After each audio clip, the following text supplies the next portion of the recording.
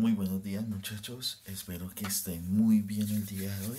Bueno, ya terminando este siglo XIX que estamos viendo en la clase, vamos a ver ya un conflicto armado en donde las grandes potencias de Europa, una nueva potencia emergente que va a ser Estados Unidos, que también va a ser parte de este conflicto, va a empezar a interactuar en todo este orden mundial. El conflicto de la Primera Guerra Mundial es un conflicto que inicia por intereses de las grandes potencias europeas. ¿Por qué se le dice mundial? Porque es que también participaron países asiáticos, como lo fue Japón, que Japón se empieza a expandir por todo el Pacífico, el dominio del imperio japonés en el Pacífico. Vamos a tener a Estados Unidos que va a entrar como apoyo a Gran Bretaña durante durante la Primera Guerra Mundial, y los países europeos que están en una disputa como tal. Entonces les doy la bienvenida a eso que se llama el inicio de la Primera Guerra Mundial. Hay que entender que los antecedentes para poder entender un poco de qué habla, de qué trata todo esto, son cuatro cosas que vimos durante este periodo. Uno, y el primero, la primera referencia es la Revolución Francesa. Segundo, los nacionalismos que surgen de esa Revolución Francesa, que se van expandiendo por toda Europa. Un tercero que es el colonialismo en África. Y un cuarto que sería la Revolución Industrial. La Revolución Francesa tiene un tinte en la historia, digamos, del siglo XIX, porque es el que rompe totalmente esa historia de la Edad Media, de donde la monarquía era quien gobernaba y se alza el pueblo, más que todo lo que es la parte burguesa, con el pueblo, con la clase baja, se subleva frente a esa idea de que el monarca es quien debe gobernar. Cuando se realiza eso, cuando se hace eso, cambia la mentalidad tanto de los franceses como de otros países. Se empiezan a generar milicias revolucionarias que van en contra de la idea de monarquía. Cuando se empieza a ver eso, esa idea, surge esa idea vaga que es un nacionalismo. ¿Qué quiere decir nacionalismo? Que ya no se quiere depender de la idea de que el país tiene o el Estado tiene que ser gobernado por una sola persona, sino que los ideales de la Revolución Francesa y de Montesquieu, que el poder no tiene que estar centralizado sino dividido. Recordemos, ejecutivo, legislativo y judicial. Países que están inconformes con la monarquía son los primeros que se van a sublevar frente a esta misma y van a empezar a surgir milicias, ya sea guerrilleras, milicias tanto derecha como izquierda, porque recordemos que esto es una revolución burguesa como tal. Entonces, esos ideales o esos idealismos se empiezan a expandir por toda Europa. Cuando se empieza a ver esos ideales en Europa, también las monarquías y los imperios, el imperio austro-húngaro, el zarismo, también lo que es la monarquía inglesa, empiezan a mirar que hay que generar algo para detener esa sublevación. A diferencia de las de otras monarquías, eh, nuestros tres imperios, sus súbditos son muy leales. Miremos la monarquía inglesa. La monarquía inglesa, por tradición y cultura, no ha desaparecido la cabeza de la reina Isabel. Es porque la cultura inglesa es el respeto hacia esa tradición. No la vemos como una figura como tal, digamos como una figura emblemática como digamos la monarquía española actualmente, sino que se ve más que todo es como algo que pertenece al pueblo y que por lo tanto debe existir. Porque recordemos, el imperio británico aún existe. Canadá, Nueva Zelanda, Austria, también parte de Belice. Belice también tiene esa parte que es de la corona inglesa. Entonces, el imperio británico aún tiene colonias y aún tiene poderío en la mayoría de la parte del mundo.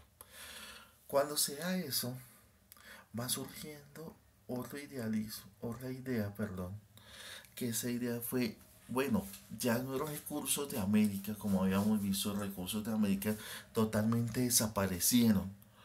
Entonces, ¿qué pasa? La mayoría de las monarquías y las potencias empiezan a ver con buenos ojos la colonización africana.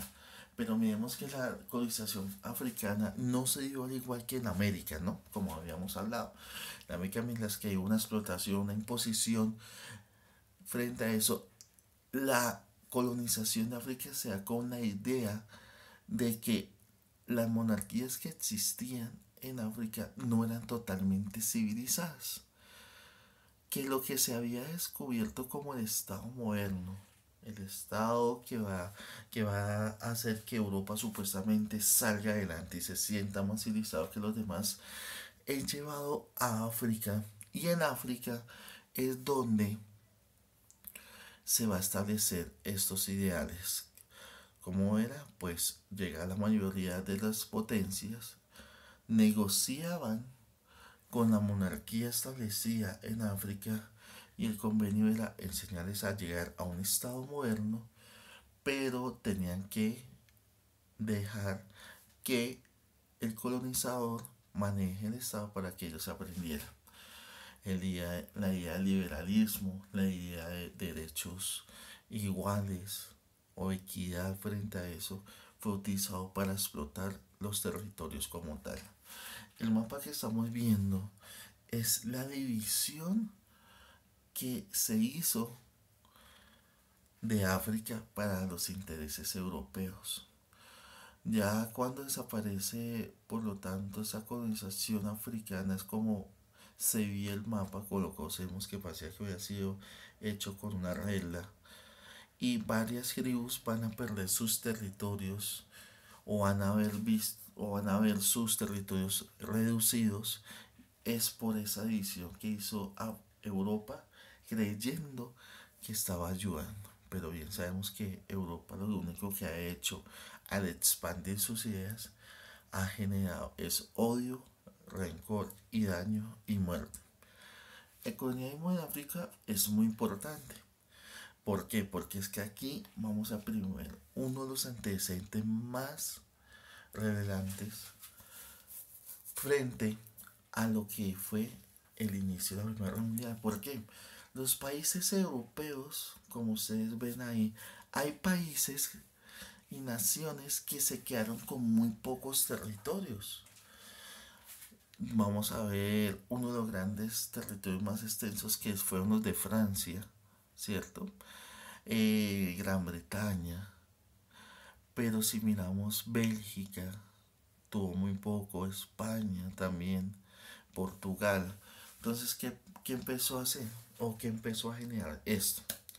Lo primero que empieza a generar es que las naciones que tienen poco territorio, al ver que ya han sacado la mayoría de los recursos naturales de esa zona, empieza a invadir los territorios de las otras naciones europeas.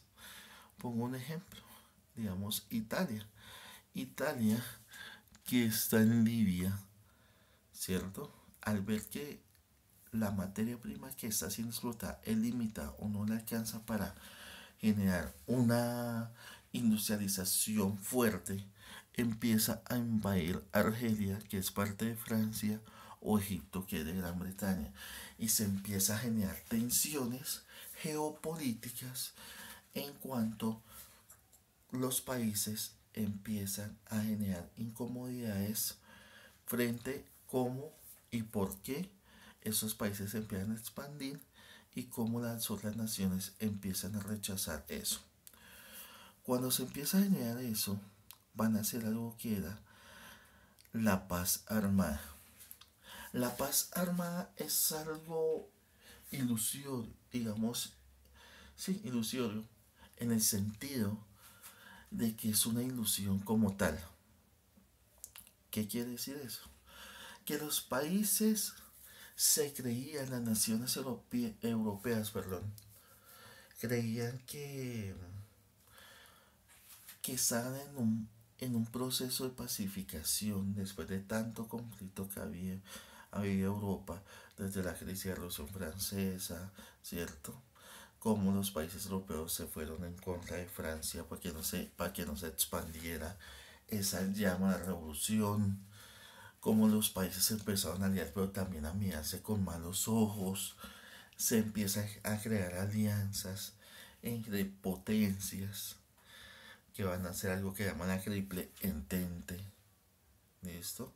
Y la triple alianza, que son alianzas de las superpotencias que empiezan a generarse. ¿Por qué? Por este paso de que es la paz armada. La paz armada surge como una idea de pacificación, pero es utilizado por las naciones para rearmarse militarmente, tanto en su armada como en su ejército, como en la parte de la aviación. Los países ven con malos ojos a sus aliados también, y si los ven mal con malos ojos a sus aliados, muchísimo más a sus enemigos. Entonces empieza una revolución industrial no en pro del consumo humano, sino en pro de producción de armamento para protección o para colonización. Recordemos que ya está prendida la llama en África porque las potencias están invadiendo entre sí las colonias para aprovechar sus recursos naturales. Entonces se ve necesario armar tanto la parte europea con la parte colonial para proteger sus territorios. Entonces la paz armada es algo imaginario que lo que hace es una pausa para que en 1914 inicie como tal el conflicto armado que fue la Primera Guerra Mundial. Los países europeos están divididos de esta forma. Tenemos el Imperio Ruso, el Imperio Otomano, que el Imperio Otomano es una herencia que actualmente es una división de todos los países de Medio Oriente. También tenemos el Imperio Austrohúngaro, el Imperio Alemán y el Imperio Prusiano. También tenemos a Italia, pero ahí Italia no está unificado. Son principados ligados a una monarquía. Tenemos a Francia. Francia ya como una nación supuestamente independiente que no genera monarquía. Tenemos Gran Bretaña y unos países que se quedaron rezagados como España. O sería, bueno, ¿por qué España no tiene gran participación acá? Recordemos que durante la primera revolución industrial, cuando se da la colonización en América, muchachos, España sacó toneladas de oro, de joyas. Pero ¿qué pasa? España, en vez de haber desarrollado una revolución industrial, empieza a acumular esta riqueza y la monarquía lo empieza a hacer. Y empieza el gasto estatal, que es el gasto del Estado en opulencias. ¿Y quién era el que estaba generando esa revolución industrial? Pues fácil, Gran Bretaña. Ya empieza a producir mercancía en masa, como lo habíamos visto. Entonces España empieza a comprar toda esa mercancía a Gran Bretaña y España se empieza a quedar sin recursos, mientras que Gran Bretaña empieza a acrecentar su riqueza gracias a que los demás países que habían colonizado parte de América no tenían la capacidad industrial de producir. Entonces, por eso España no tiene una gran participación en este conflicto armado. Abajo en la parte moral, lo que son los Balcanes, pues son naciones que van a ser absorbidas tanto en su inicio como el Imperio Otomano, como el Imperio Austrohúngaro como tal. ¿Listo?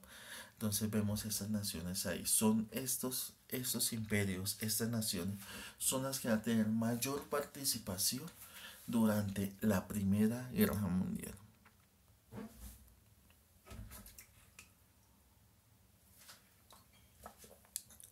Los ejércitos empiezan a prepararse, generar nuevas tácticas frente a lo que sería un posible conflicto entre las naciones. Se empieza a rearmar los ejércitos, ya esos ejércitos que eran utilizados durante la época antes de la Revolución Francesa, de los grandes caballos, de los grandes soldados, se empieza a cambiar por soldados que empuñan armas y ya generan tácticas militares modernas. Todo esto, todo este problema, nacionalismo, revolución francesa, colonialismo, la paz armada, estaba a punto de que explotara esa bomba, esa bomba lo, lo tomo como idea, porque todos estos enfrentamientos que había en África por colonizadores, por colonias, por robo de territorios entre demás colonias, era una bomba de tiempo que iba a explotar y que iba a generar unos daños grandísimos frente a lo que era todo el proceso de la colonización en América y en Europa, las tensiones que generaba, y en África lo que también generó. América, África, Europa, todos esos antecedentes y más en África es lo que va a hacer estallar la bomba. Solo se necesitaba algo para generar una excusa, y esa excusa fue la muerte de Francisco Fernando. ¿Quién era Francisco Fernando? El Imperio Austrohúngaro ya iba a generar un cambio de generación en el poder. El archiduque Francisco Fernando era quien iba a heredar el imperio, se iba a convertir en emperador.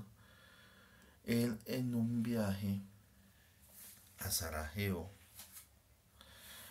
en Sarajevo le van a disparar, como vemos ahí en la imagen.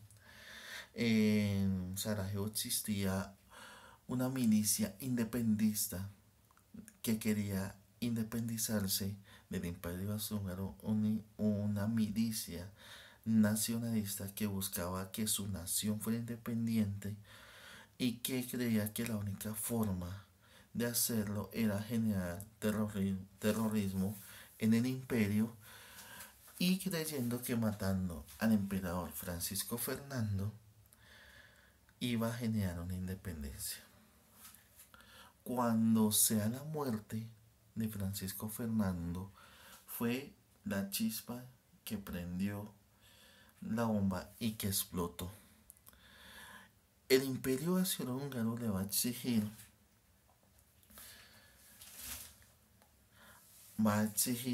a Sarajevo que debe entregar a los culpables que agredieron de forma letal a su futuro emperador. Sarajevo no va a aceptar esa condición, y entonces el imperio austrohúngaro le va a declarar la guerra a esta parte de Europa, y se va a empezar a generar el primer conflicto. Pero ¿qué pasa? Aquí empieza a generarse las primeras alianzas. Las primeras alianzas es que Serbia, ¿cierto? Serbia, que es esta parte de la nación, tenía alianzas con Rusia. Entonces Rusia, al ver que unos aliados empieza a ser atacado, le declara la guerra al Imperio Austrohúngaro. Alemania, que tenía fuertes alianzas con el Imperio, le declara la guerra a Rusia. Rusia era aliado de Francia. Francia le declara la guerra a Alemania. Y Gran Bretaña, como ve que sus aliados están entrando en conflicto, también se lanza a esta guerra contra el Imperio húngaro y alemán.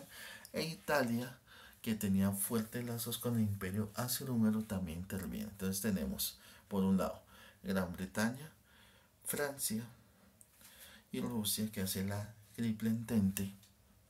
Tenemos la triple alianza, que va a ser el Imperio Austrohúngaro, Alemania, y tenemos lo que es Italia. Entonces tenemos Gran Bretaña, Rusia y Francia como la triple entente, y la triple alianza, que va a ser Italia, el Imperio Austrohúngaro y Alemania. Estas son las 6 naciones que se van a enfrentar por 3 aspectos. Un nacionalismo que quería en Sarajevo, donde matan al futuro emperador Francisco Fernando.